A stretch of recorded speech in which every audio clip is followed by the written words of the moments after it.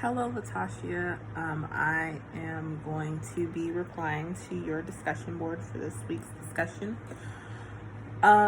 So we were given a case study of a man named Lloyd. He's 23 years old and he was diagnosed with HIV. And he is a drug user. His drug of choice is speedballs. He went on to say how, he was having basically trouble at work and trouble with getting his medication for his diagnosis, and basically how he uses drugs to cope in a way. So we were given questions. The first one was, what's speedball? And I think everyone basically got it on the money that speedball is a mixture of cocaine and heroin, in which with Lloyd, he uses, the way that he takes the drug is he shoots up with a needle, which he believes is also how he contracted HIV. The next question was based on the information that was given Lloyd. What was the initial assessment? And you gave him,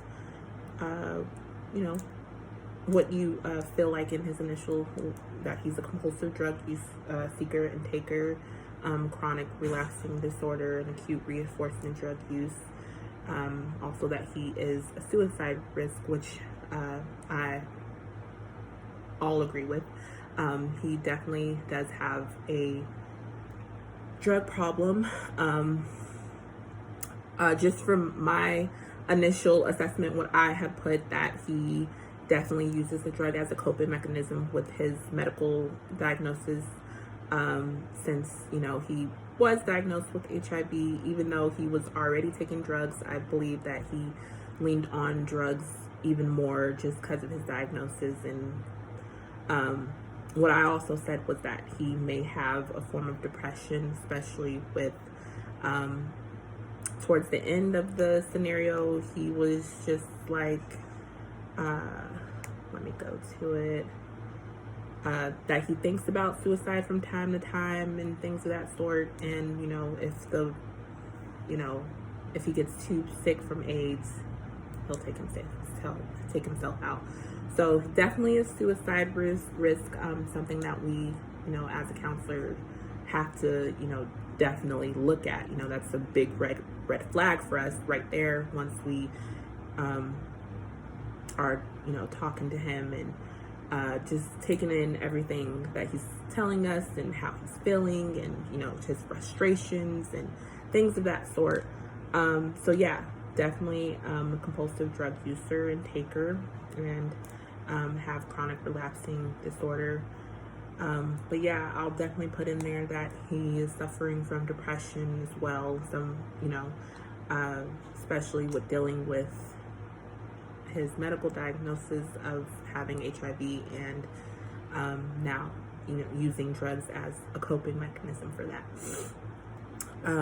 The third question was, what would you recommend for treatment? And you said that Lloyd needs admission to an inpatient long-term rehabilitation treatment program. I can offer individual group treatment. He needs to integrate the treatment plan to help him manage his addiction and mental health. Treatment can help cope with emotional trauma. I completely agree with that. I also said that he needs individual and group treatment, just because I believe that he does need to deal with his issues head on, especially his medical issue. Like, that's, a big thing, he has HIV, and it just seems like he's kind of given up on himself in a way.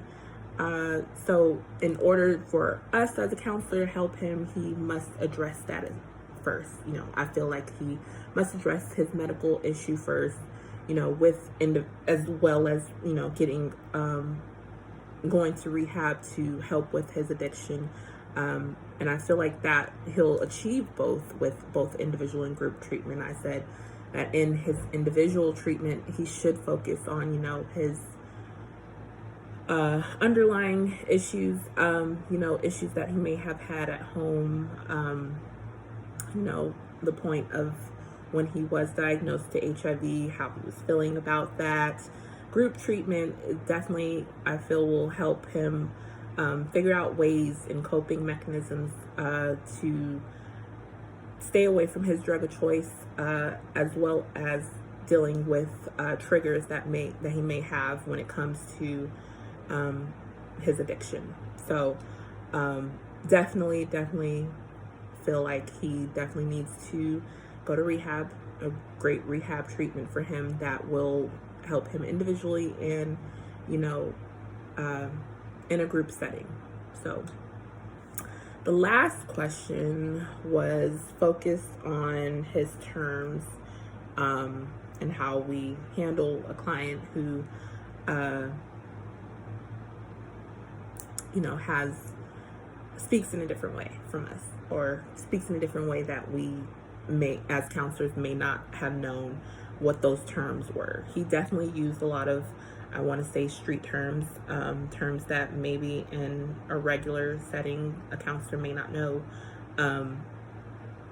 But, you know, addiction counselors may know, especially when you have to, well, not have to, well, yeah, kind of have to know the different drugs that are out there, different terms of how they are used, how they're distributed, how, you know, clients can come about them, things of that sort. And you said that addiction counselor has a responsibility to develop skills and knowledge which are flexible and diverse.